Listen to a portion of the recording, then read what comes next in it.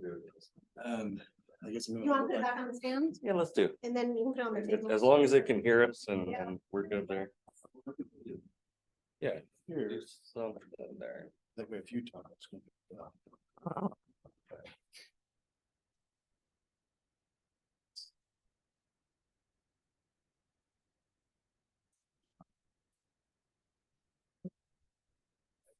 So, as Mark was saying, looks like we have some learning to do.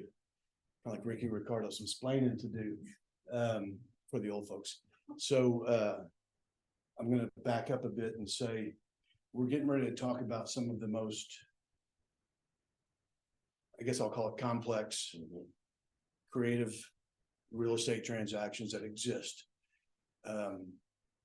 We even do ours a little bit different than anyone else in the United States. And a lot of the things we do differently than anyone in the state of Texas. So my point of that is, don't expect to walk out of here being gunslingers and everything we're talking about. I've got a 4-hour presentation on mortgage wraps, certified course. I've got a 1-hour course on novations, 1-hour course on equity partnering, and then another hour course on wholesaling. So that would be 7 hours of courses if we were going to go through these things in depth. This is a high level view. And that's just the organized courses, because Alan and I actually teach once a month on the day board as well. And get all sorts of random topics there. We'll go in there and talk about, defects in title due to probates. We'll talk about all these. So when he says don't expect to be an expert today, just expect to just go down. If you land well these deals, we will hold your hand. What the presentation is designed to do is exactly what Mark just said. You're able to identify a potential opportunity, and you know the 10-digit number to either me or Mark. Because even people who go through our course, my instructions to them are now go partner with an experienced veteran real estate investor and watch them give up 50% of the deal and go do that. So I think that's enough of a warning, and we'll get started. The way I do my presentations is interrupt me. I'm not a professor. I don't like to drone on. So if you have questions about the slide, because I don't want to answer questions that are on future slides, but join in, raise your hand, speak up, let me know. And then the folks over in the digital world, just type in your questions on the chat box. I would say I'm leaving time for questions at the end of this.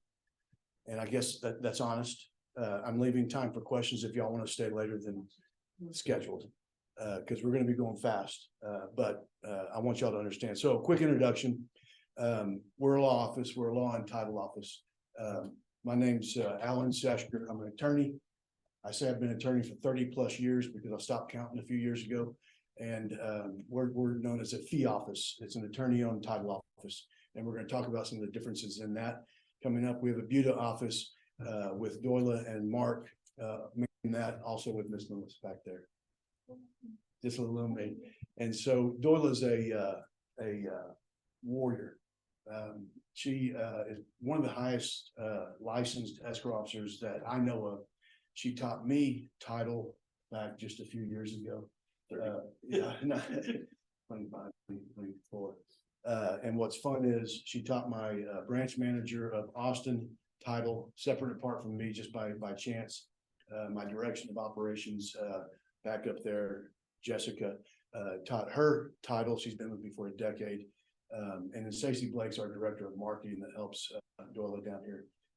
And she's also an Army veteran, and she closes very, very complex conventional transactions.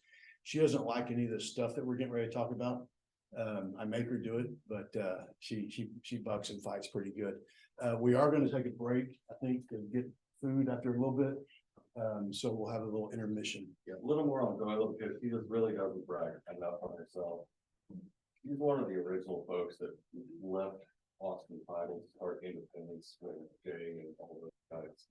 Started Independent Title. She worked with them for 5 years as a VP. She was over all of the fee offices for Independence, and finally got tired of big corporate and called Alan and said, "Hey, can I start my own office under you?"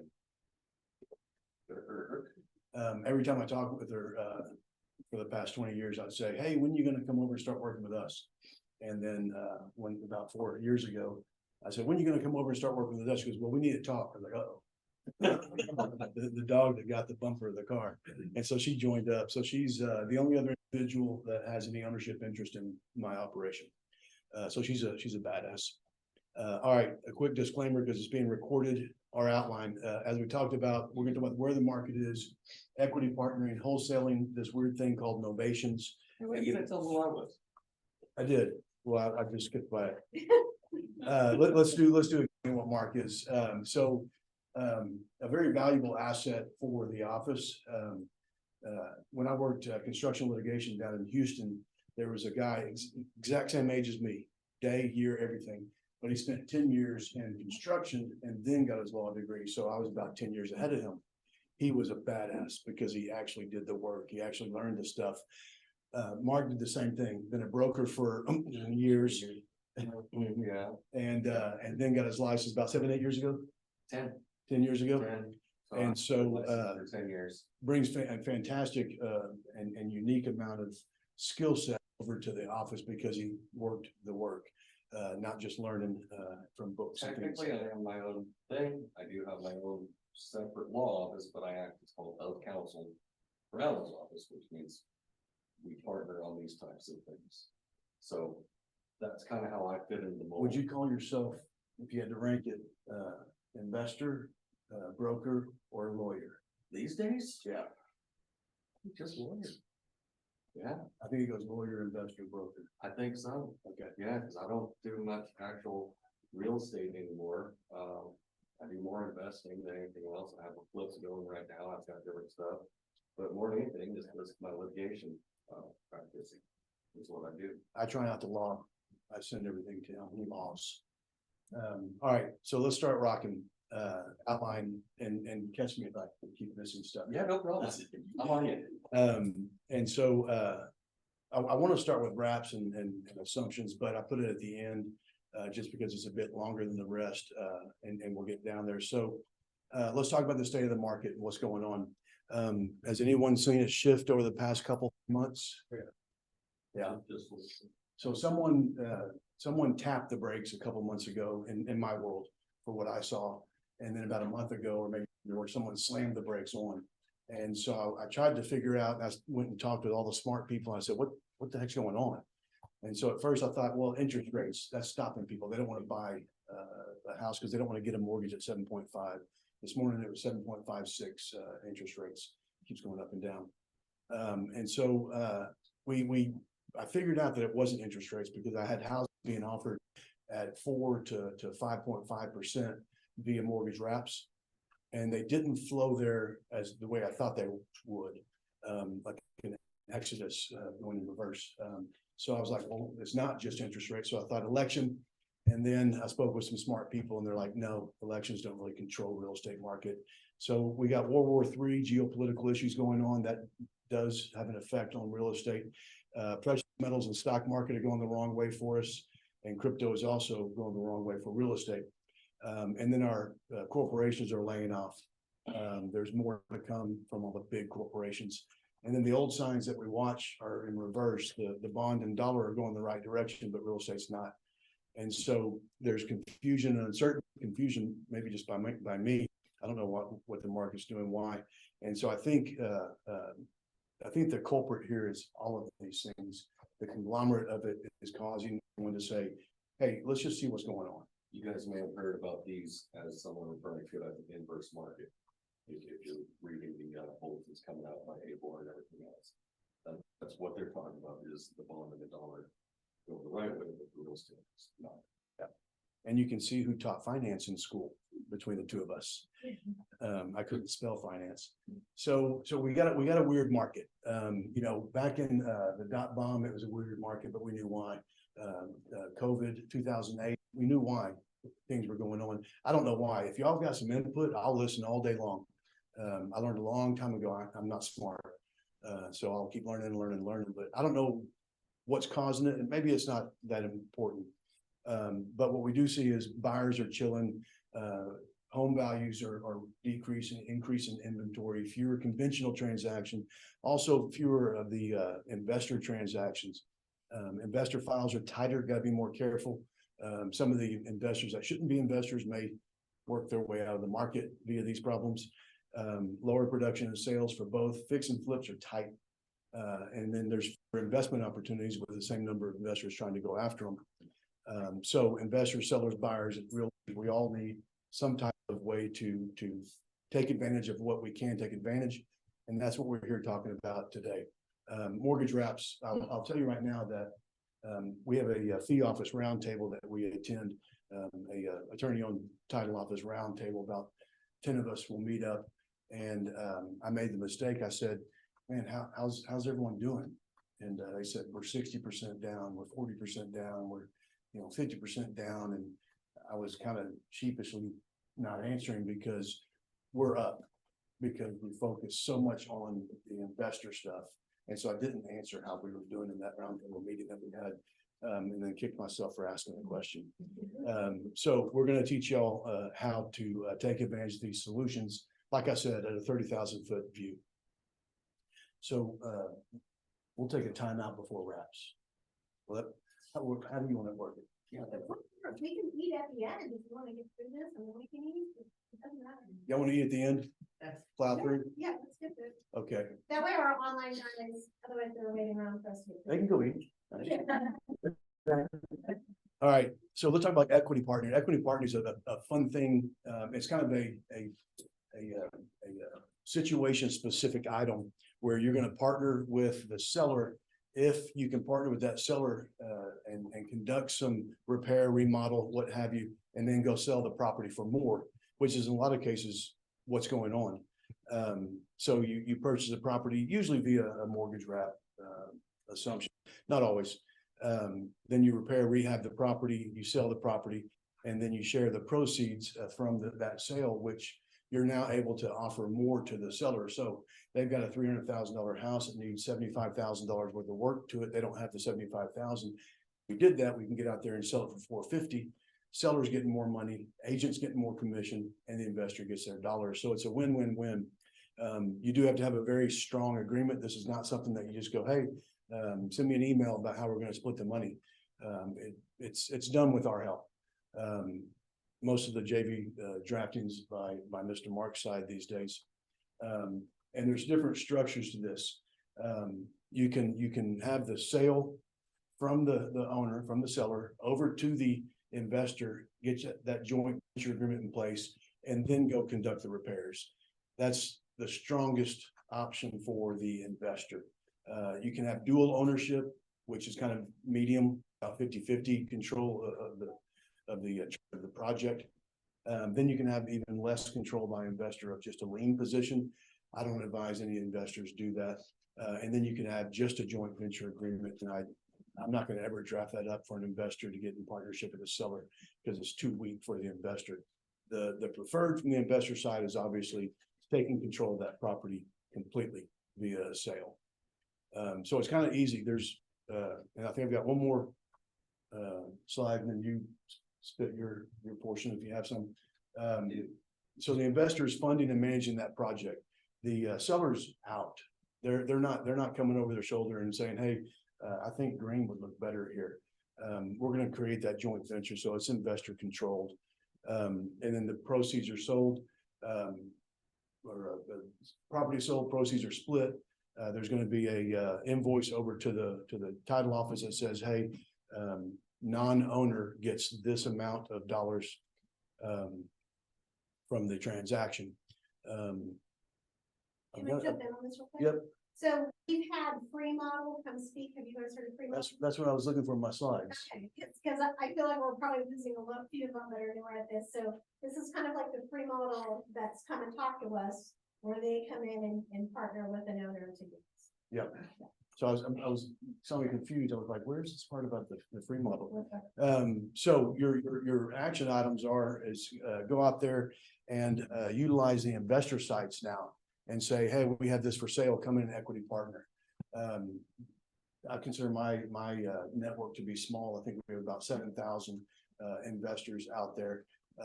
We've got a fellow up in Dallas has 50,000 investor buyers. So if you send over to Jessica hey, we want to list this out to your investor, it's gonna go out to almost 100,000 people by the time we're done. So, that's the way you do that. And you can go out there and do it on your own, organically, on Facebook, what have you. And then get contractors who will defer payment until time of closing, which is optimal. I think the investor should get into a partnership with, the contractor offering this, then go look for the equity partnering, because now they're out almost no dollars. So you can get darn creative with this, and you have to be ready to convert your sellers. The way you do this on all of these that we're going to discuss is you talk about the possibility of this equity partnering thing, and then you say, we have an attorney that you can get on a call with, get on a Zoom with, and they'll explain everything to you. You don't have to come and learn everything that I've learned over the past 3 decades. You just need to know how to say, hey, there's an opportunity for this, and then Mark would love to get into a Zoom meeting with you. Are you seeing this mostly on like?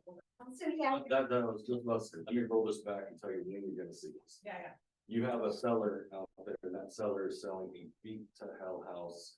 You're looking at it, and it's got wood rot everywhere, that type of deal, outdated 1970s. And you're like, this house is a great location, but it's not gonna sell for anything. But the key is, even if it could sell, who is it not gonna sell to? Who is it not gonna sell to? Your conventional lender buyers. Anyone you want it to. That's when you jump in and say, hey, I got this investor group out here. We can probably get you some more money on top of the sale of the house. We basically do this joint venture between you and the end buyer. And they come in, they fix it up, sell the house, and then you get more money than you would have gotten prior. That's where that comes in. You find the buyer, your seller, gets more money, and hopefully you get bigger commissions. It's a true win-win-win. I mean, no one's taking advantage of no one in this type of transaction. so it's seller, investor, remodel, buyer.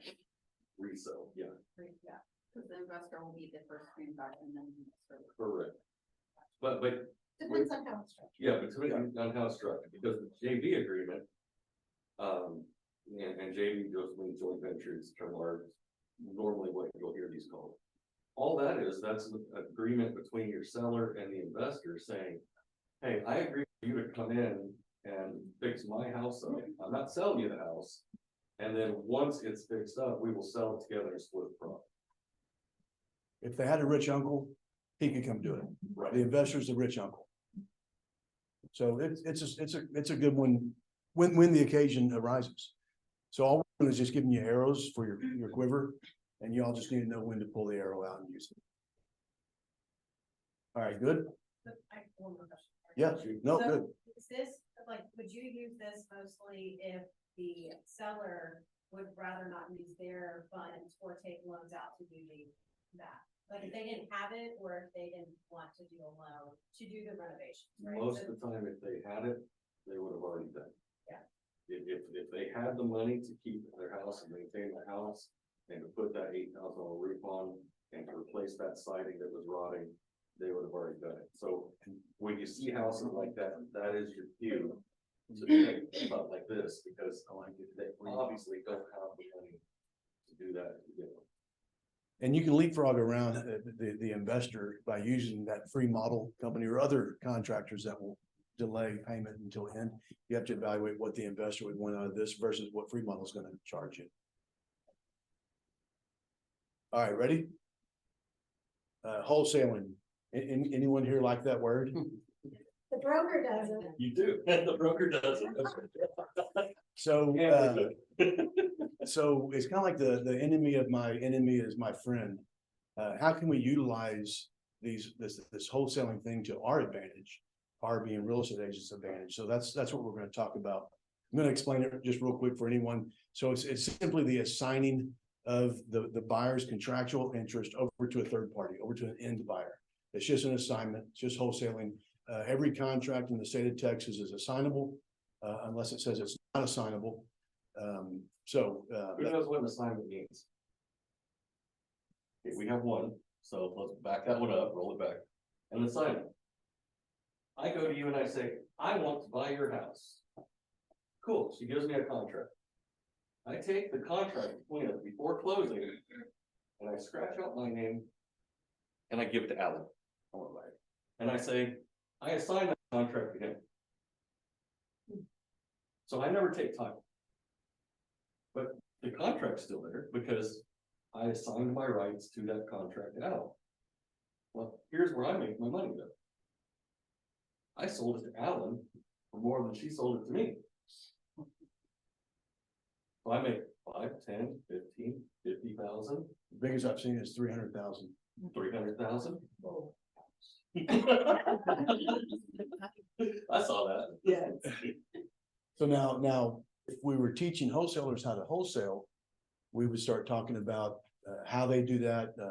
I'm selling my equitable interest to comply with the wholesaling laws, things of that nature, but we're glazing over We're that not. for you. We're teaching you guys how to look for these and just how to spot them and see the opportunities, because your role in that is going to be either that first listing or helping a second buyer purchase a home that somebody's already doing this.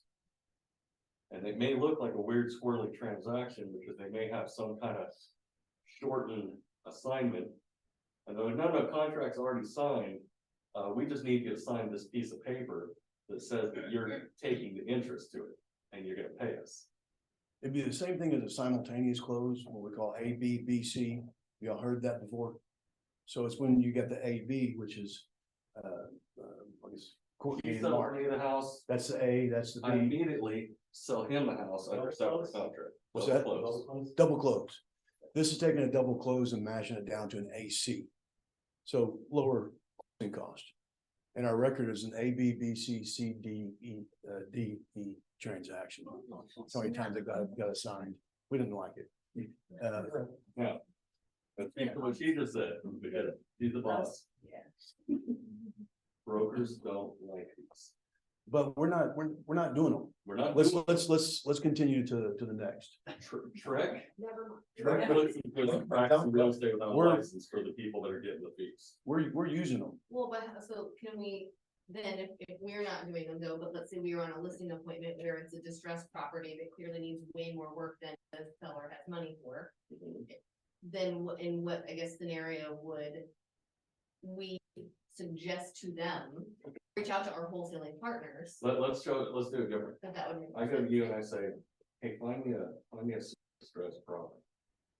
Well, no, okay. That, you're changing the question. It's a listing. Okay, as a listing, okay. Yeah. Yeah, so let me change the question. As a listing, they're listing. And you say, well, I know these investors that would probably be interested in this property. And guys like, I don't care, just get me out of this. Because you're not a conventional lender. You know, so now you can start shooting at the wholesale world. Only when listing doesn't make sense. So. No, you do both. You're still listed. Do everything. Do everything. Well, but let's- Yeah. Let's talk. So we're gonna use those. We're gonna use that network to our advantage now. So you've got it listed. You're limited to cash buyers only on there. Not only cash buyers hopping around the MLS. So we're trying to open up to more cash buyers. You're gonna enter into this agreement with wholesalers, and you're gonna say, sure, go ahead and do it. If you beat me, then you get your money. If you don't beat me and I sell this conventionally, then I'm gonna do it. So there's no exclusivity, if you can negotiate that. And then you have a right to terminate that wholesale agreement, that initial contract that they have trying to sign out there. And then you're gonna vet the wholesaler. There's bad guys out there. I don't know if y'all know this, but there's some bad wholesalers out there. The way you're gonna do this is you're gonna get with us to help with that. I know who's good and I know who's bad. And we'll talk about some ways to vet them on your own. No, normally the easy vetting is you ask us, go, hey, what do you think of this new something company? And we go. We have the NWs. Yeah. And I usually don't say names, but they're so bad that we can. You like it's- Western movies? No, You like Westerns? I like Westerns. as in the new Western. The new Westerns. The new Western. Yeah. New Western is one of them, and Net Worth, but I haven't seen Net Worth as much anymore. Yeah, no. But New Western you're putting the brakes on, you're stopping, you ain't doing anything with them until you sit down and talk with us. Some of them are good and you can actually sell to them and they'll go find another end buyer.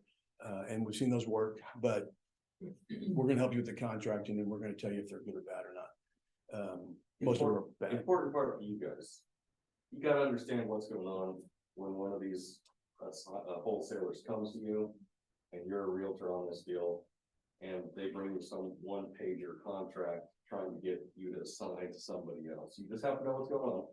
And you have to be able to explain what's going on to the person you're listing, And you're not signing that one pager. and you don't sign it until you talk. So I've got the one they have is gonna be extremely wholesaler slanted. Mine's somewhat neutral. But you'll just get with me and we'll draft it up for you. So you've got it listed, you're doing nothing. And so you go, hey, Mr. Seller, we can open this up to a new market. It's gonna be a different type of contract that we get. Do you wanna do this? What does it mean? Let's get on the phone with Alan or Mark. We tell them what's going on. They say, well, yeah, there's no harm, there's no pain. So shoot it. And then we send it out to 75,000 people. And then you get notice. There's gonna be a bunch of activity. We're gonna talk about the mortgage wrap, how that creates activity also. All right, so your action items, you utilize those wholesaler networks, when you've got that motivated seller. After around 90 days on market, you can probably say, hey, I wanna go ahead and hit you with a ball peen hammer in your kneecap to sell this property. Yep, go ahead, use the left knee. They wanna sell, sellers wanna sell. They're usually selling for a reason. If they can sit on that thing for a year, then that's different, but they're usually selling for a reason. Be ready to vet the buyers, the wholesale buyers, and then be ready to educate your sellers as to this option, which means including us. I've got about 3 or 4 people that can sit down with you at any given time and explain what the heck's going on with these things. Yeah, these deals fall apart right at the end when the seller goes in and goes, well, who's this guy across from me? I didn't sell it to him. I call that the Texas syndrome. The Texas. I contracted to sell this to Bob, not to Mary. I ain't closing. Like, well, but by law, you have to. No, I ain't gonna do it. And so he's wrong, but he ain't selling. So there has to be a substantial amount of education going on with this. It's not something we're playing hide the ball. Matter of fact, we're playing hide the ball in anything in regard to your creative finance, your creative investor stuff. It is a radical transparency as to what the heck's going on. All right. So- No. Oh, no. No, the great majority of them are extremely motivated seller. Property does need some work on it. And the wholesaler can get it with some room left to then immediately assign it over to someone else and make their $5,000, $7,000, $10,000.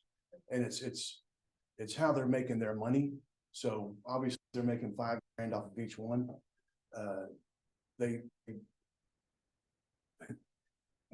There's a chance they're not experienced.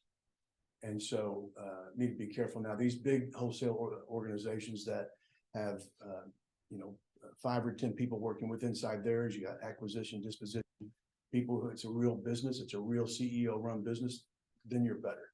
And we have people like that we can refer to. They may not give you the biggest dollar because they have a little more overhead than these goofballs who are trying to do it and make their $5,000 and get out. So it's not for the weak. Be educated on it and then lean on us to educate. Good. And we have a class just on this, so. stick with Well, us. it's more how to do it. Yeah, well. So, Yeah, we're not. doing so we'll meet you. Class when I'm taught here. We'll meet you around the corner. We can sign up for the. Just joking. All right, so now we're gonna talk about novations. I don't think I'd tell why. Another way, not do it. Right? No, you're gonna like novations by the time we're done. Yeah, we'll sell it. No, she's gonna say, y'all go do this. Yeah, we'll. So a novation. I don't even know what my slides say. Let's talk for a second. A novation does the exact same thing as that assignment. Net, at the end of the day, the same thing is occurring in the eyes of the seller, eyes of the end buyer. There's just some problems with wholesaling. You can't list them. If you're just a wholesaler, not a real estate agent. If you can't list them, you can't have end buyer with conventional lending. So you're not getting as much money.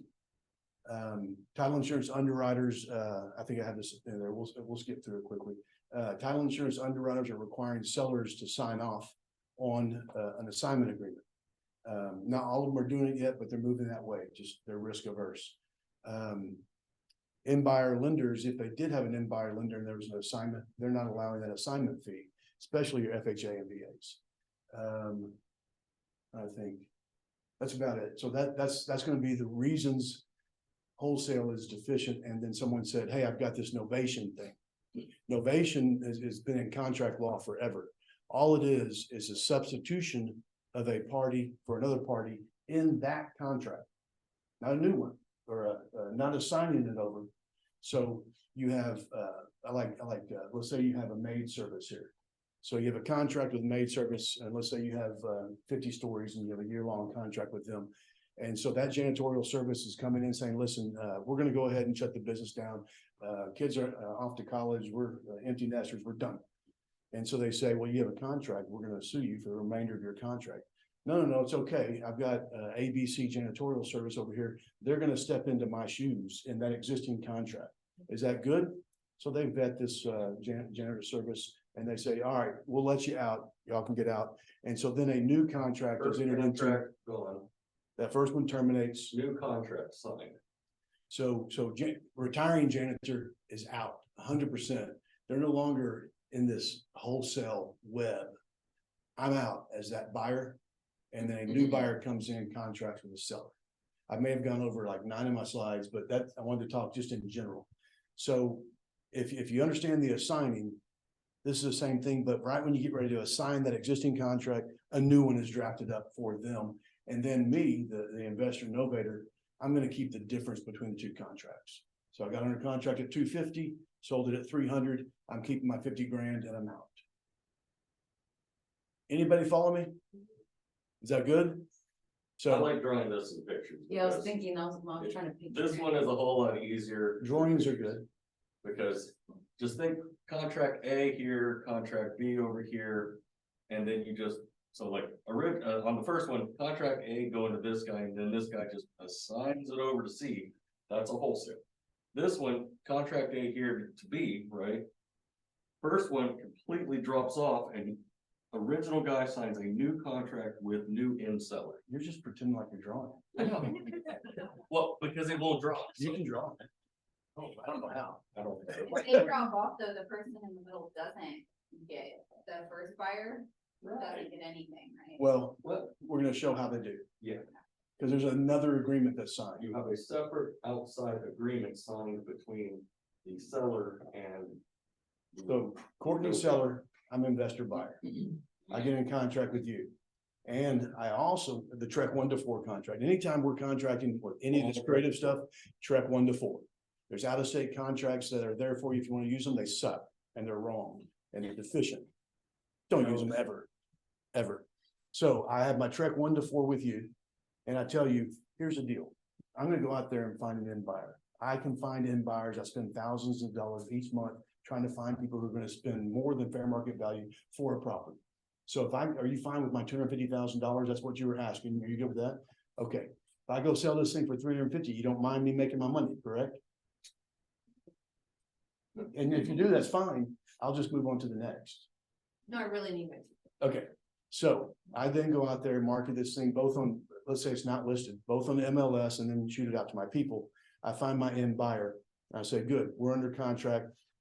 Let's say 275. I'm only making 25,000. I come to you and say, hey, good news. I found my end buyer. Here's the new Trek 1 to 4 contract with him. And my novation agreement with you that I signed at time of contracting says, you're going to terminate this contract. You're going to allow me to have that difference in those two dollar amounts and we're all good. And then I can invoice the title company for my 25,000. Now that's crude numbers. The novator is usually paying the closing costs. So I'm not making my 25. I'm only making 15 or whatever. Novator is also usually paying the realtor commissions. It's whatever you can negotiate, but we don't need to get into that nitty gritty stuff. You all just need to understand that a novator coming to you is a potential benefit. Same as a wholesaler, gonna open it up to hundreds of thousands,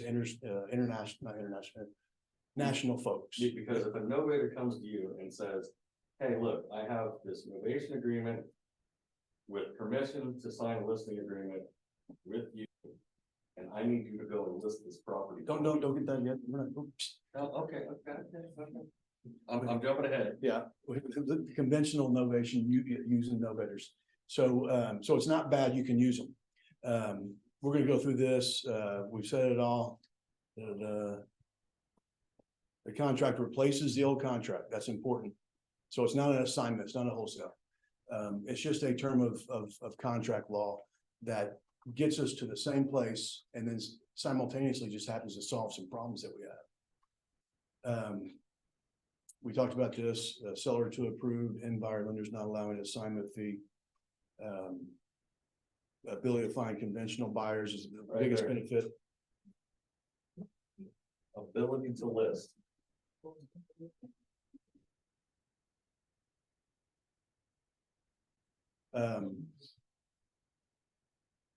Well, I might could go over that. So that's how we can use them, but we're gonna talk about, well, one more slide on the process, make sure we understand it. Investor, like we were talking about, gets in contract with seller. Novation agreement is also signed. That novation agreement is detailing all of these terms and conditions between me, novator, and seller. So it's substantially more important than that silly Trek 1-4 contract that I have there. Trek 1-4 contract is really kind of a placeholder. It's something that causes my seller to feel, yeah, we've got ourselves a binding contract here. I don't need that Trek 1-4 there. I can go out and sign just an novation agreement and then go find an end buyer and say, but we have both contracts. End buyer is located.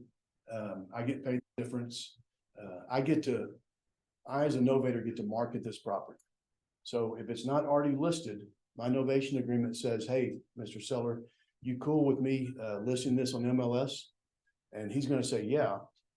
And then what's gonna happen is the agent is going to have a listing agreement with the seller, not me. So that makes it safe. Original seller. Yes. And there's other niceties in there about release of liability and this, that, and the other, that's protecting the agent. But then within my novation agreement, it says, hey, seller, do you agree to advise listing agent to take direction from you? And then, yeah, and then advising listing agent, take direction from Mr. Novator. So I as a novator am essentially controlling the listing. Think But- of it kind of like a power of attorney. You're listing under a power of attorney, but to put it into terminology that people probably know a little bit. And it's definitely not a power of It's attorney. not, but. So, and this, let me back up. This is talking about using my documents. If you go and do this and you're using other documents, those are from out of state and they do not work for agents. So don't, I'm just anything seeing that I talk lazy about- Looking eyes, so I'm trying to. Yeah. Right, glaze over, or you guys got this? So in our contract, it would be a totally different contract, but with the contract originally, I was asking if it would be a special version, but I guess it would be an addendum to. it's an novation addendum. It's completely separate though. But I'm gonna, on your action items, we'll talk about how y'all need to actually take advantage of novations. So we've talked about all this, if you want to do this with documents outside my office, you have to get with me and ask if it's okay. I'll look at them and then I'll tell you no. There's not a set of documents I've seen. I mean, No bias. I keep my nose in this arena, and I have not seen any set of documents floating around that do this correctly. And one of the problems is some of them have an attorney in fact, power of attorney, little BS clause, which by the way, the Texas Real Estate Commission says, if y'all go and list under that power of attorney for business purposes, they're gonna fine you about 10,000. So what they do is they refer over to the statute that says, okay, you're allowed to utilize a power of attorney without being a licensed real estate agent and go help someone sell their property or buy a property. And so I talked to Trek attorneys and they said, yeah, but that means for non-business purposes. And so I said, yeah, can you tell me where it says that in the statute? He goes, no, it doesn't. That's just how we interpret it. I was like, wow, it's good to be king. Poor little single mother of two kids got fined $10,000 because she didn't do it correctly. So you gotta be careful. And that's why you use my documents and you feel safe with this, because this is, I'm gonna talk about vetting the novator or the wholesaler first. Just kind of simple stuff. Search the entity. That's the first thing I do. If I ever have an entity buyer one of my investment properties, I'm already inclined that I'm gonna say no, but okay, I'll check. And then I'm going to find that they're just a wholesaler, young company, and I'm gonna say, sure, I'll enter into an agreement with you. Go wholesale it. It's not exclusive. If you find a buyer before me, then good. Search the business on the comptroller, find out if their business is active, find out if they're a Texas entity. Try to see who's involved individually wise. There'll be a registered agent, there'll likely be a manager member. Search them, and then Google the heck out of them, and then ask us to assist like we talked about. And then also these people talk bad about each other, so it's really easy to find out bad stuff. You just go to some investor site, some wholesale site, and say, hey, does anyone use these people? And then they'll give up the dirt. Or something like that. You need to add on that slide, talk to your board. That was on slide one. Okay. What did- that was- Yeah, that's what we're supposed to do. And answer number one, always ask your broker first. And then I thought there was the next slide, so we'll get to it. I'm gonna tell you how to make money with this novation stuff as a real estate agent exclusively. But generally protecting your sellers, if y'all are representing sellers, get earnest money. A lot of them want to pay $0 earnest money, and that's legal in Texas, but not for y'all. Y'all are gonna require just the 1%, the normal. And control the time to find the end buyer. They want 90 days, keep them to less than that. It has to be about 30 to 45 days minimum to go and have a real good search for an end buyer. Make it not exclusive like we talked about, and you're allowed to get backup contracts if you're under a contract with them on a novation agreement. And then, I didn't say protect your buyers. Well, then forget your buyers. It may be in here somewhere, but I want to get to your action items. You have two opportunities with this. Use novators to go out there and market your property just like wholesalers. So we're using them to our advantage, and then list property for novators. These novators want to get on MLS. They're not licensed. If someone says, hey, will you list this property for me? My answer as an attorney is going to be, yeah, all day long, as it's papered up correctly. I've got a listing agreement with the seller as required by TREC. And you can decide on accepting the instructions from seller or novator. I think you can make a ton of money at this. If you went over to a wholesale site, an investor site, and said, hey, we're able to list for your novations, reach out. I think you're gonna get a bunch of listings. Now, you may not be able to get your full 3% on these things because you're dealing with investors. And what does an investor say? Do you know an investor friendly title office? And what that means is we're gonna try to talk you down in any dollars that you're gonna get. That's what friendly means, apparently. I changed it to investor knowledgeable title office. So they are gonna try to get you below 3%. I've got an arrangement with a buddy. He's a real estate broker. He's also an insurance broker, and he's an investor and a contractor and everything. His deal with me is I want him to list my property. If I'm not making any money, he charges me 1%. If I'm making a ton of money, he charges me 3%. I'm fine with that. He's fine with that, and we got a good relation. You have to build a relationship with the novator and say, hey, I need to make my money. When you're making a ton, let's kick mine up. All right. What'd I miss? And did we convert you? I'm getting closer. Question, how would you identify, like, is there an easy way to identify the difference between a wholesaler and a novator? Yes. What would that? Well, you say yes, because there is. However, my best investor clients are entering to novations with the right to wholesale at the same time, because it is the same thing. So whichever one works, they pursue. But the answer is yes, go ahead. Yes, because it's the way that the contract works. Essentially, when they go out and do an assignment, it's the same contract. So the seller in this thing is never signing another contract. you contract with one person, and that's it. And then on the assignment, that assignment agreement will raise that sales price, and that's what he will keep on his assignment. But your seller on this will always have the same contract in front of them, and that's why brokers or a lot of other folks don't like assignments, because the original seller sometimes doesn't even know that this wholesale stuff's going on until he sits down and closes it. I know how you can find out real quick if your buyer is a wholesaler or not. Just put in special provision, contract is not assignable. And if they buck real big, then they're gonna wholesale it. That's the easiest way. That's an easy way. So we can even determine if the seller can not make it assignable, I mean, that's. Sure. Yeah. At their discretion to decide not Sure. to. But if a 1-4 has a specific buyer and it doesn't say and or assign, Nope, they can still assign it. yes, Yeah, because every contract in Texas is assignable. unless it says it's not. How would it work though if you, and I might have missed a step, but if the seller has a contract for with the buyer who is the novator. If the novator then wants to go and put it on MLS, it's already on MLS. possibly.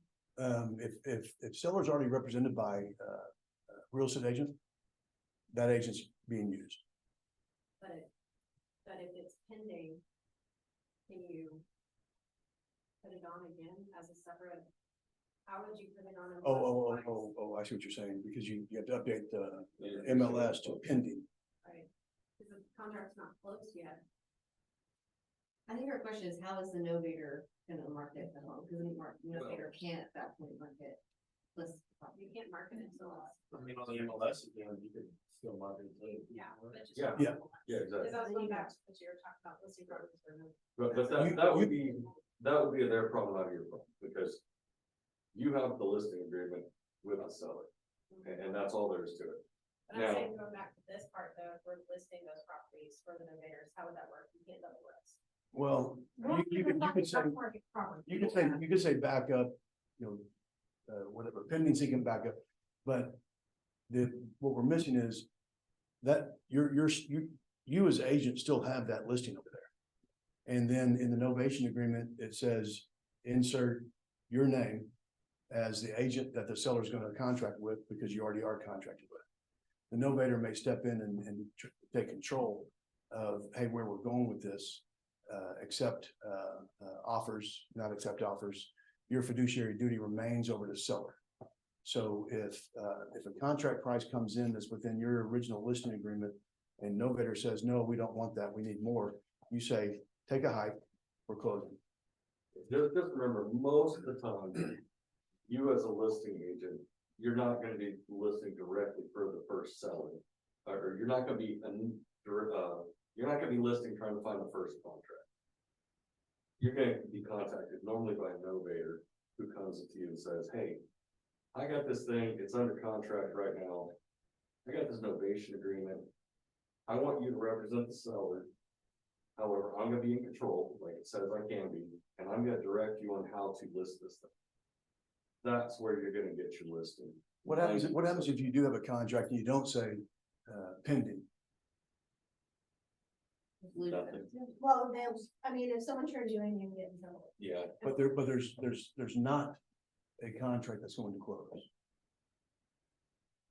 And no, it specifically says, in MLS rules, it's as soon as it gets under contract as a realtor, you're supposed to put it under Yeah, if someone turns you in. pending. You'll get slapped and then, but we can talk about the elements needed for a contract to exist. yes. This contract is void. There's some nuances. I don't think you have to list it as pending, but I haven't dealt with that, wherever that goes. Yeah. But it's not usually the way it works. Are you guys four rivers down here or are you eight? We have both primary Zabler though. I want to think of what's complete. Oh, wait.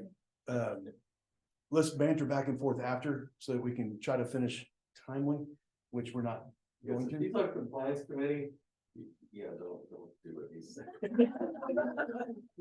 Unless it's papered up correctly. Unless it's papered up correctly. But a contract that says it's gonna terminate is not a contract. But so I'm still a law school geek and nerd, and I'll do this all day long, so let's stop. Yeah. So I want to talk about wraps and sub twos. again, I've got a 4-hour course in this. This is 12 minutes. You ain't gonna get it all. There's dozens and dozens and dozens of nuances on how to do this, which y'all should all ignore. Yeah. You're not supposed to be experts. You're supposed to know when it exists, when the opportunity exists. And then you say, cool, let's go on a Zoom meeting with Mark. I keep saying Mark instead of me. So let's talk about this. That's cool. Mark likes to talk. We got out lunch, likes to lay it on. So a mortgage wrap, and you have to understand this and embrace it. It's just seller financing. It is just seller financing. Pretend like there's no mortgage that's owed. I can take my paid off property right now and go say, hey, buyer, I'm gonna sell this to you and I'll carry the note. And I want 5.5% interest. I'll give you a 30-year amortization, but I want it paid off in 3 years. That's just seller finance, right? You got a TREC seller finance addendum. So does everyone understand that? That's what we're doing with wraps. It just happens that we're not paying off the mortgage, but don't worry about that. And I can show you all a contract for a mortgage wrap transaction. Nowhere does it say there's a mortgage that's being paid X dollars, Y dollars, or anything. So it's seller financing, and my escrow officer that's been with me for about 11 or 12 years didn't have any of this experience when she came over and started working with me. And so I told her, I said, it's just seller financing. And when it comes time to close, instead of Wells Fargo calling an attorney to draft documents, I'm drafting the documents for the seller. It's a seller finance note.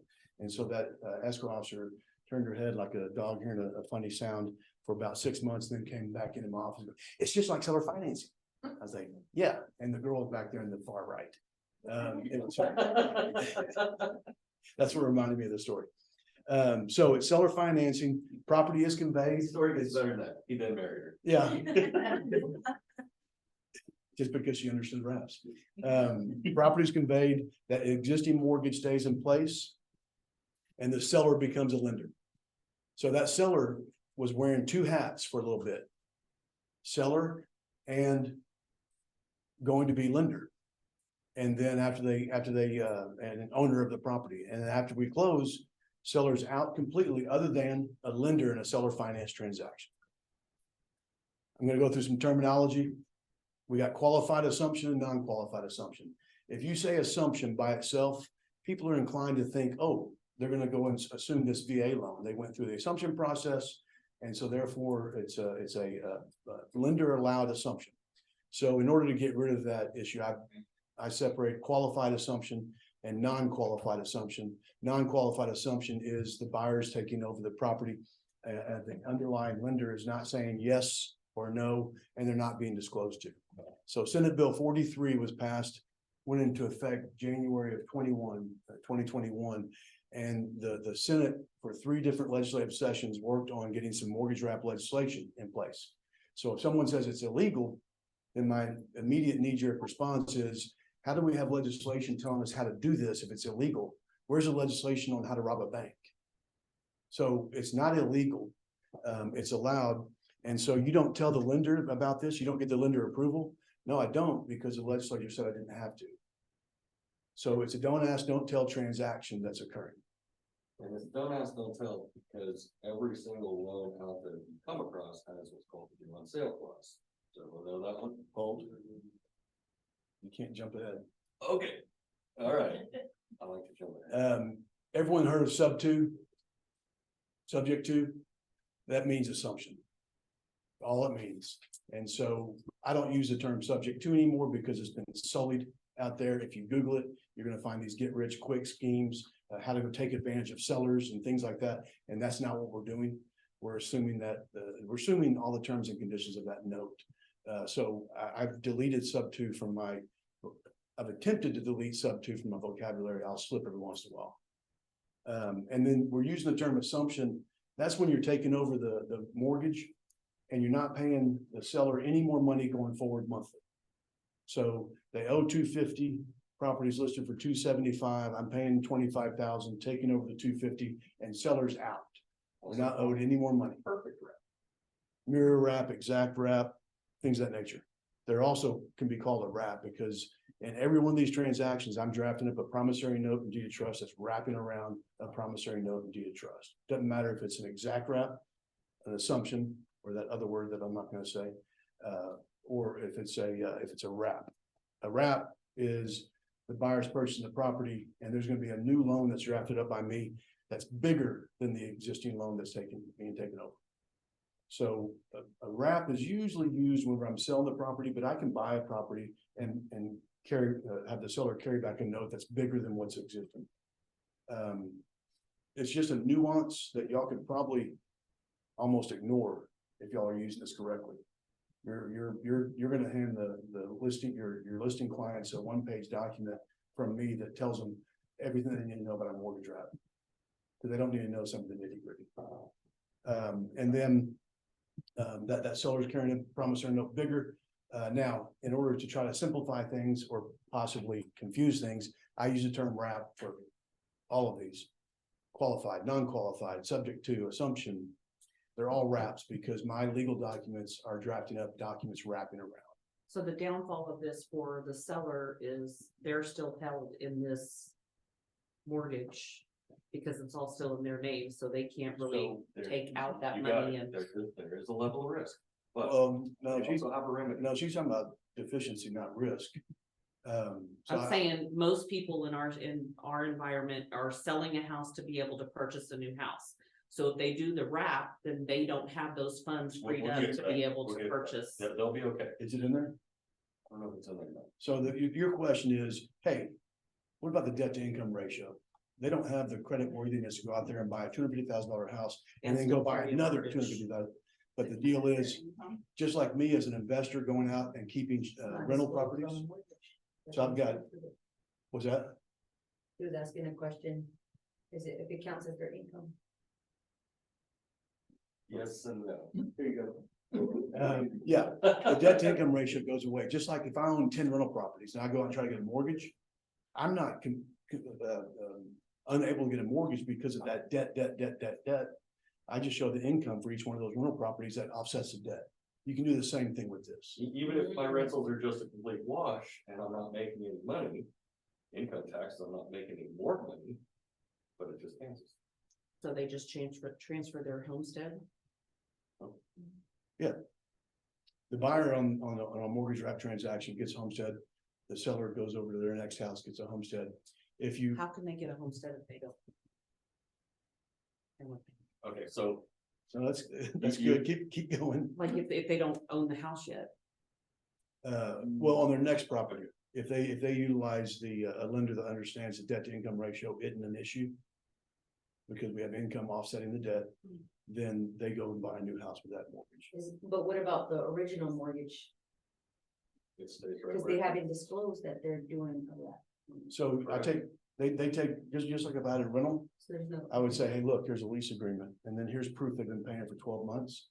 Take that off my credit reporting. Oh, Same thing with this. Here's a promissory note that shows someone else is obligated to this mortgage, and here's proof of payment for X right, months. that's good. Sometimes it's 1, 6, 12, depends on what the underwriter's asking for any given day. When it Is that comes where to you're the gonna go? homestead question? Homestead refers to two different things. First, the homestead is a legal right. I could go into a whole lecture on this. I'm just gonna go this deep though. You were talking, I'm assuming, about tax treatment. Mhm. Tax treatment for homestead is a whole different ballgame. That's all it is tax treatment. Anyone can sign documents stating that they're utilizing something else with homestead, whether that's in a trust, whether that's in LLC. whether- CAD's not gonna accept the LLC. Yeah, CAD won't accept the LLC, but yes, they will, but you have to actually prove it and show them the documents. If it's a single member passive. Yeah, yeah, Yes. yeah. And we've gone too far now. Yes, we have, and I'm getting way too far and way too deep. I'm But gonna do this. just know that it will be okay. Let's go through an example and you shouldn't understand all this yet, dear Lord. So if it hurts for a little bit, Perfect. we'll grease it and oil it. That's where we want to leave it. So here's an exact example occurred in Lakeway. House was for sale. And by the way, you see a house for sale for 90 days, 120 days, you go and you tell them, there's a way to sell this faster. So this house had been on market, it was listed at $750 was what they owed. And they were trying to sell it for enough above $750 to pay the commissions and this, that, and the other. It wasn't getting offers, enough to pay the commission, so listing agent was looking at it as a potential short sale. Investor came over and said, hey, I'll pay you $850 for this thing. And so again, turn their head sideways like a dog hearing a weird sound. What do you mean? We have it listed over here, less than that. No, I'll give you $50,000 more than what you need to get this thing clear. So now seller's walking away with money. And the buyer then goes and markets on ML. Yeah, these are actual numbers. Markets, I almost did this transaction, but I'm too busy with my JOB. Then he went and marketed on MLS, found an end buyer utilizing seller finance as the hook, the tool to get these buyers. And so it's a much larger buyer pool when you're saying seller finance at 4% interest. So he found a buyer at $950. So they paid $100,000 down. So he's out $0 and he's now cash flowing monthly. He bought it for $0. Make sense? Whenever I offer, when I offer a property for sale, you can make it any balloon you want. But if I go, what's that? So I call these consumer mortgages. Well, no, this one's not. End user seller, end user buyer is a conventional consumer mortgage, but this had an investor in between. He picked it up for the remainder of the loan, and then I don't know what balloon he had on the sale. But if I have a property for sale and I say for sale, buyer's going, all right, 7.5% interest, and here's if I buy it, and then here's my note, and then here's my monthly payment. If I put it on the market and say seller finance 4.5% interest, then that calculation causes more buyers to be able to say, yeah, I can do that.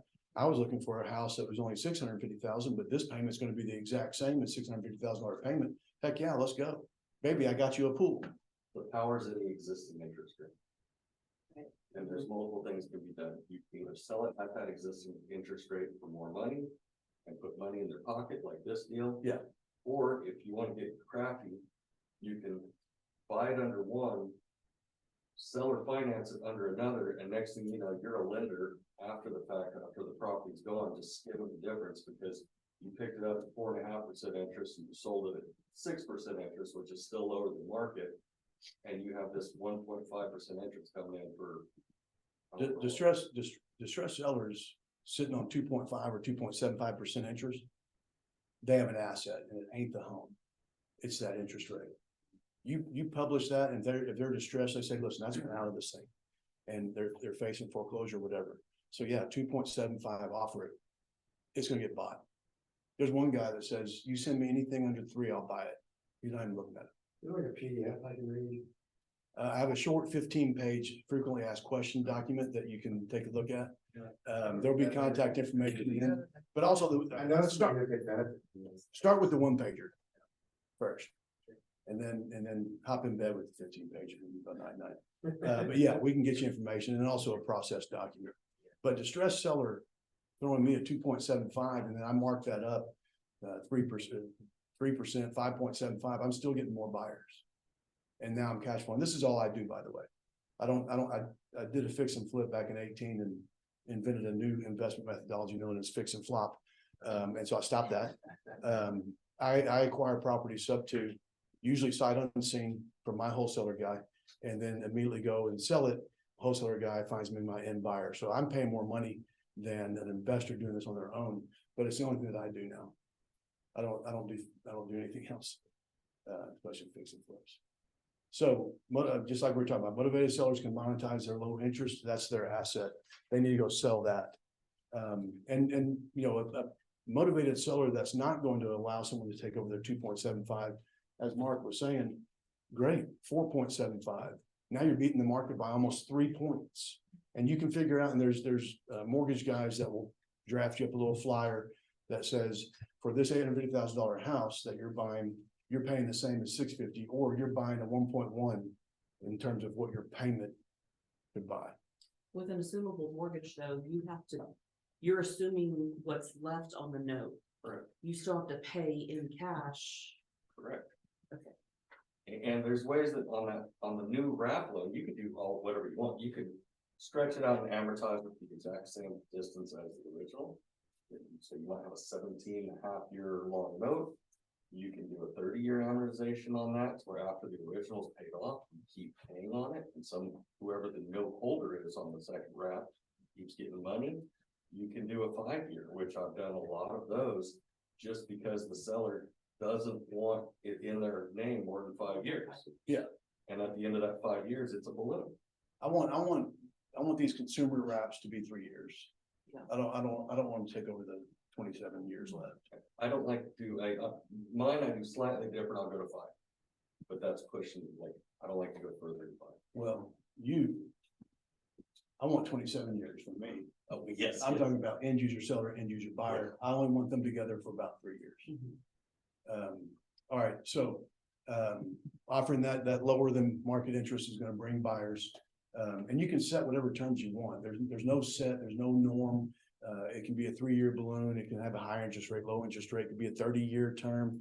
It could be a 30-year amortization with a 15-year term. It could be whatever the heck you want. And these folks, on that example, they were already moved up to New York. They already had their living arrangement squared away. They didn't need another mortgage. And so they were fine with the 3 years.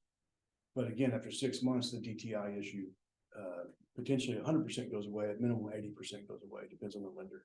Tell them the story about the great big house. The 3 point whatever. Oh, this isn't for $250,000 houses over on the east side. Wait, east Well, side's but it can't. expensive now. It very easily can be your lower income housing. But it doesn't have to be, it can be anything. So So- what, sorry, before you do that, on the Lakeway situation, what did the sellers walk away from the table with? They ended up with 50,000 less their closing cost. So more than they would. Yeah, they But would have walked away with nothing. they would have come out of pocket, So, yeah, unless they went short sale, then their credit would be I'm crushed. guessing they probably had a 3-year balloon and then they're like, "We do it." You know, they're okay to get out of it. So the DTI is offset though for like 6 months to a year, so there is a gap in time where they're not. Yeah. Yeah, but if they're a distress seller, they're not getting a mortgage for 2 years. Yeah, they're just gonna rent. And they think they are. It's like the contractors. We've got that next big deal coming around the corner and we're gonna be paying all these people off. But the 3.2 million, the buyers were coming in and the conventional lending, failed. And it was only gonna fail for about 6 months. They had an SBA loan that was coming in and that was causing problems. That was gonna finalize in about 3 or 4 months. They wanted the house now, so they bought via a mortgage wrap, with a 6-month balloon, and then got their conventional financing in place when it was over. We've with this consumer transactions, we haven't done anything less than 600,000. They've been 600,000 to about 1.5, usually with some spiking up more than that. So it's no longer for the, I mean, you talk about seller financing, it has a stigma associated with it. And so you have to get beyond that. We're not talking about investor seller financing. We're talking about clean seller financing. We're getting out of the dirty sandbox and bringing this to the consumers. So basically, the way this would be appealing to somebody is if they have that lower interest rate and they're motivated to sell, they're not trying to buy in 2 years. And the process you would do is you could bring somebody who will pay above market, in a great example for this property. And then they'll get their full payout and say it's a 3-year in 2 years. So they're not coming out of pocket. They sold their property, they can rent for 2 years, and oh my God, I get this money in. well, So it's really good who for the has a folks. high-end home right now that's sat for more than 4 months? Got one? Okay, two. I know somebody who probably needs to. You know, But if let's say you only have about 10%, 15% equity in this thing, right? So you just say, I need 15% down and we're gonna give you 4% interest. Because you're getting 100% of your equity back. So now you're out of it. You don't care how long they're keeping it Is with. there ever a situation where the lender would find out about this? It's coming up. Back to the slide, the example. What? What's that? We go back to the slide. Sorry, where Lex. we're down in the- sorry. Yeah. Oops.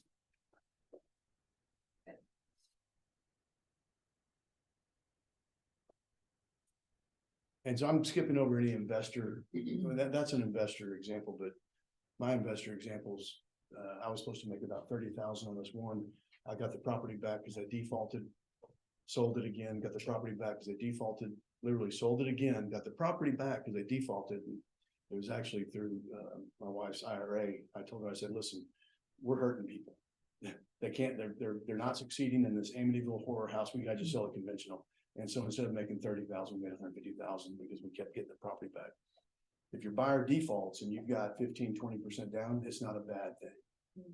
Number wise, it's a bad thing. I want my buyers to succeed, but dollar wise, if they have to give the house back, owner is making money. Some facts: the property's conveyed, existing mortgage stays in place.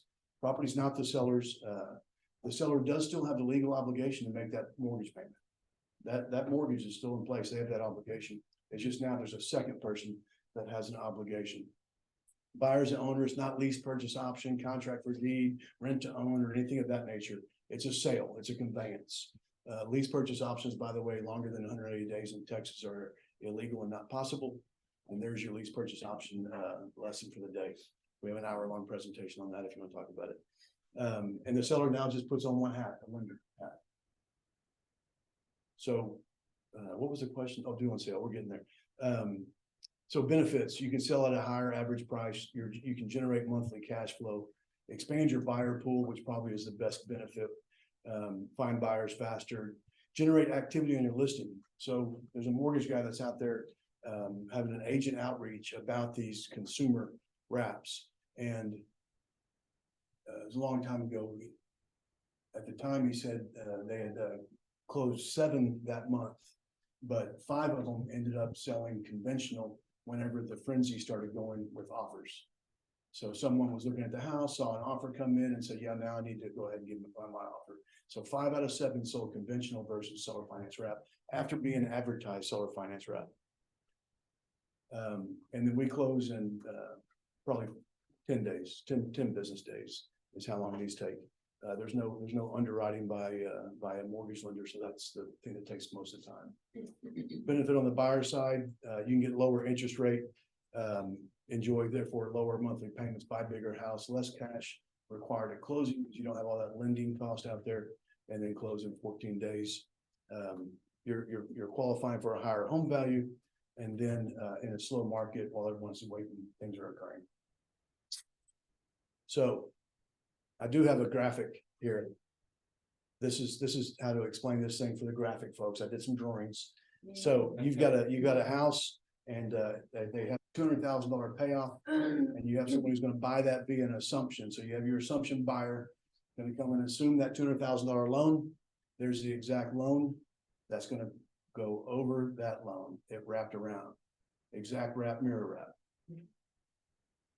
Took me about an hour and a half to make that slide. Y'all think I'm joking? Yeah. Yeah.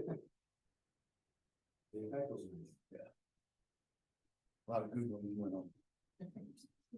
And then found out, I just asked my cousin to do it for $20. All right, same situation, $200,000 payoff, but we have fair market value of $400,000. So we have our wrap buyer, not our assumption buyer, because now he's buying it for more, and there's gonna be a bigger note. There's the note. House represents note. And as you guessed it, that note's gonna go and wrap around that existing note. Does that help clarify anything? Or did y'all already have it? No, that was, This would be when somebody had that mortgage rate. Right. And then that other 200,000 difference, some of it can come in a down payment, some of it can come in monthly payments that are wrapped in. Yeah. To answer your question. And so, to tell a seller, hey, if you let me take over your mortgage, you want $350,000, I'm gonna end up giving you $430,000 if you look at the interest you're making on this thing. And you have to note the interest that they're making is on OPI, other people's interest. So I'm gonna sell my house via seller finance. I think we got about a 3% interest rate, and I'll probably offer it at 5.5%. But I've got probably 40% equity, I think, in the thing, maybe 30% equity. I'm using that bank's money to go out there and arbitrage. So do you ever actually write out an amortization schedule to help them understand this? It makes sense to me, right? I've got an amortization table that I found, on this place called the internet about 15 years ago. And I keep looking for a better one, but it's just, I mean, it's perfect. It's simple. Boom, boom, boom. Fills it out. So That's just something you would use to help them understand, hey. Yeah. Do this. That's right. Oh, yeah. Yeah. Here's your payment if you get current interest rates. Here's your payment under what I'm offering and show all that. Yeah. All right, due on sale clause. If you go out there and Google mortgage wraps, you're gonna find a bunch of discussion about the due on sale clause. You're not gonna find a discussion on how to get the homeowner's insurance in place correctly. Due on sale clause is the most talked about issue in the mortgage wrap and the least seen issue out there in the wild. While the insurance getting put in place incorrectly, least talked about and most often reason for a problem with the mortgage wrap. So the due on sale clause is a extremely remote issue. But it's picked up in percentage. So we had 3 issues out of approximately 15,000 files.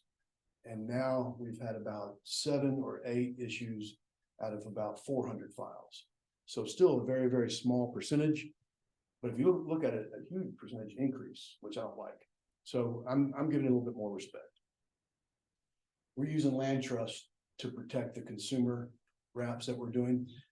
End user seller and end user buyer don't have the stomach to go and fix a due on sale clause issue. There's ways that we fix it. We do a deed flip flop back and forth, show the bank, different things, but I don't want my consumer wrap people to be dealing with that. So we dropped this into a land trust. There's a federal act called the Garn-St. Germain Act that allows me to go take my property and put it into a trust for estate planning, and they can't call it due. We do that and it causes them to think, oh, estate planning, and then they move to the next. We haven't had one fail yet. And then once you take a property via assumption or a wrap, any exit strategy is possible. You can keep it as a short-term rental, long-term rental, conventional sale, seller finance wrap, fix and flip, equity partnering, anything, any exit strategy. If you went and bought that property via cash, is going to be available to you. And then we talked about contracting, but it's seller financing. You got a TREC 1 to 4. You use the TREC seller financing addendum if it's a wrap. And then if it's an assumption, you use the TREC loan assumption addendum, except you're going to call me and ask for my copy. The TREC assumption addendum has vestiges of things that existed in the past, so they haven't updated it. And when I worked with the legislature and trying to get some legislation in place when they were doing that, and the first thing the senator did was went over to the big bank lobbyist and said, can you help us with some mortgage wrap legislation? It's like, why would the big bank lobbyist even know what a wrap is? So that failed the first time. We helped him out, almost passed the second time, but some 800-pound gorilla came in and said, no, we don't know who it was. And then the third time it got passed, and it's pretty good legislation. Receive a contract with us, and then we're going to assist with all these things that you need to do. Educate the party. We have to get all the underlying mortgage information. We're getting some authorization documents, power of attorney documents, get that homeowner's insurance in place correctly, explain what's going on with the escrow account, and then getting the required disclosures or the statutes these days. So your action items, know when this can occur. So distressed seller, that's an easy one. Go out there and help them. Many days on market, go out and educate that seller. Hey, we can take advantage of this other asset that you have to sell. Just keep your eyes wide open. And when you think one is, then you give us a holler.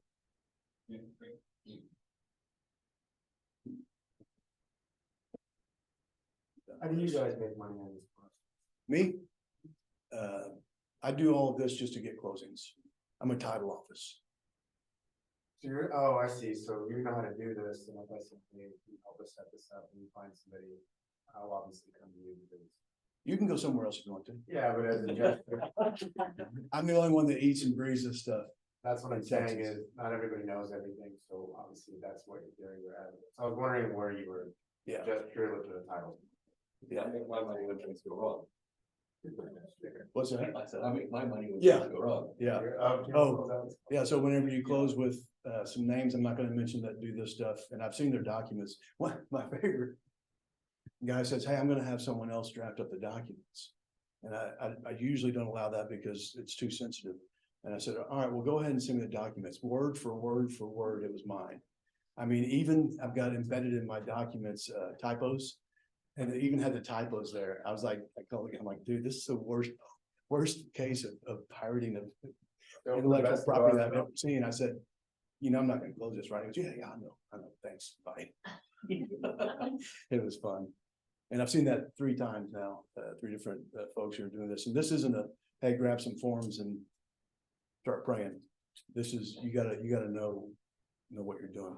I'm gonna give you all a quick tip on earnest money. Before you jump on Yeah. that, I want to give a couple of tips on the seller when they're trying to sell this to the seller. When the seller asks you, they're first gonna say, how am I protected? You explain to them that they're gonna have their own deed of trust, and they are essentially the bank, and they will have a right to foreclose if the underlying loan is not paid. Every single right that Wells Fargo has. Every right that Wells Fargo. Everything that they Wells will Fargo can do, they can do. insurance input in place, they can foreclose. All of this stuff, they have a right to foreclose and get it back.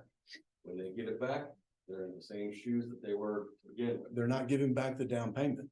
No, They're keeping that. that goes in their pocket. So with that, that's part of my practice. I do foreclosures. I can run a foreclosure in about 60 days. Start to finish. There are some exceptions to that. If they qualify as a lender under Dodd-Franks, if They they don't. qualify as a servicer under Dodd-Franks, something like that, then it's gonna take 120. But most of the folks that you're selling to, that does not apply whatsoever, and we can knock it out in 60 days. That property I got back 3 times, I didn't foreclose once. Called him up, said, hey, you're not making your payments. I know. So you need the property back to me. He goes, okay, I'll give you 45 days to get out. You only have to pay half your mortgage during that time. Okay, good deal, good deal. Yeah, his credit wasn't destroyed, was it? Fire. Not his. So I acquired that property So he by was assumption. sure, I'll leave. Yeah, I did tell him, I'll leave. I said, otherwise the constable's gonna come and start throwing you and your So stuff and your that's kids right. out in the. Which is true. That is what, Yeah. if I go foreclosure. Right. So I'm a very, very nice foreclosing lender.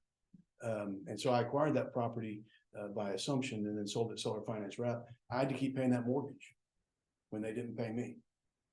And I did, and that's what should occur if an investor is doing this. But I'm making a ton of money by getting that back. Yeah. Takeaway, inform your sellers that they are fully protected and that they have every right that the bank will have. Does the buyer pay the seller directly then, and then the seller pays the mortgage, or how does Loan it? servicing bank. That's a good question. Yeah. On the consumer wraps, we're putting them in a third-party loan servicing company. That's just cleaner. I call it the baseball trading problem, baseball card trading. So you're trying to trade cards, which do you let go of first? And so let's get rid of it. They both go to an escrow takes care of it. Let me know if we can put, so I want to avoid earnest money fights. We got too many earnest money fights. Buyer terminates during the option period. We still have to get the seller to sign a release of earnest money. I hate that. Arizona's better. They got a law that says they can release it. We don't. So title office is probably going to hunker down if both parties are asking for the earnest money. And so I have some language that if we put this in here, it kicks the discretion back over to me. Would you allow this to be put into special provisions, Ms. Broker? Yeah, and That's the answer at the moment. it's really shifting the risk, back to me, kind of. And so what I'm gonna do, I'm not gonna look at which client, which party was my client that brought the transaction to me and then just go ahead and willy-nilly release the dollars. If buyer terminates during the option period, I'm gonna give buyer back their money. I've got one right now, $750, sat with us for 2 years. And so I told him, I said, hey guys, we're done. And the buyer had to give $250 to the seller because he was being a special person. And so there's instances where there's clear, without discretion, clear evidence as to which way the earnest money should go. But also if we have an MIA party or just a completely non-responsive party, then it allows me to take action. So I like this little thing. I forget what I have next. Oh, summary, equity partnering, help seller without funds, sell for higher price. Wholesaling, use wholesale to get exposure. Novating, also use them to get exposure. And I should have put, go list these novations as soon as. wraps, I'm gonna go with the rats. yeah, wraps, I say win-win for buyer and seller. I should have said win-win-win for buyer, seller and agent. It is an absolute win for the agent. You go over there and convert your first seller to agree to sell via a mortgage wrap and not at 9% interest, you know, let's say 5.75, I guarantee you're gonna have more buyers. Isn't that what most people do? They go the other way? Like, they go to the higher. interest rate? Well, You know- before our market, Yes. Oh, right, okay, yeah. so you're. It was When terribly- rates got high, then yeah, you can market up 2 points pretty easily. That makes sense. I guess. But this is for somebody who needs to sell and they can use that. Right, Well, this isn't a market where we have overinflated interest rates compared to what we've had historically for the past 10 years. So we know there's Overexplained prices. maybe, maybe not, who knows? But what we do know is that interest rates are substantially higher and there's a ton of these loans out there at very, very low rates. 60% are, below 4.75. And then start locking. And so that's, The golden handcuffs is what they're calling it. Mortgage wrap is the answer to the golden handcuffs, 100%. And then I've got a quick little, top 6 reasons to work with us. As we've talked about, we have in-house counsel that can help. So whenever you're trying to get a listing, and they say, yeah, well, you know, Grammy and Grampy passed away and we don't understand all this probate stuff. Well, good, we have an in-house attorney. Just go ahead and sign this listing agreement and we'll talk with you all day long. I'm not gonna do the legal work for free, but we can answer those questions for them, let them know which way they can go and save them thousands on going through probate. Or any other questions they may have. We remove liens, pick a title in office, Alamo title. This one, anyway, their in-house counsel cannot take off their title hat. I can. I take off my hat for whatever reason I want, really. I can go out and start helping clear liens. I can represent party A or party B that's closing in my title office if I wanted to. I don't want to, Mark does. But we get to take off our title hat as a bottom line. And help with disputes, earnest money breaching parties, contract disputes. As I said earlier in my record, is dealing with a breaching seller and getting them back to the table and save my guy $400,000. And then close more files, make more money. But the most important reason, number 6, is we're smarter and funner. So post to Facebook if you get, I'll send this presentation out to you in PDF version and you can ship it out, or actually it's recorded also. There's an email address down below if you want any of this fancy creative investor stuff. Jessica's my operations person. Stacy in the back is conventional title. She's who you go to. Melissa is representing Doyle here today because Yeah. Doyle had a closing. So this is her assistant over there. I would ask that you give Doyle a try. I don't know if you don't mandate they go somewhere, do you? How many of you guys are Buda agents? quite a bit. Quite a bit? And we're just right around the corner. 967, right there in I Seminole. wonder if I pointed the right way. I'll put a little plug. So I had a new construction contract and we finished it just recently. She, I'll And they be, had no problem taking. I was gonna be honest for a second, but I need my head escrow officer at Austin to step out of the room. When we have an extremely complex transaction in Austin, I'll ship it down to Dorla. Just because she's done it all so many times. She's done commercial deals, she's done Note selling, everything. but you go hand her a complex ABBC subject to acquisition, seller finance, wrap disposition, she's gonna Spartan kick you out of the office. So, and then that's it. So, I don't know if there's questions on the little chat machine. But I do want to thank y'all for staying and apologize for going late, if we did go late.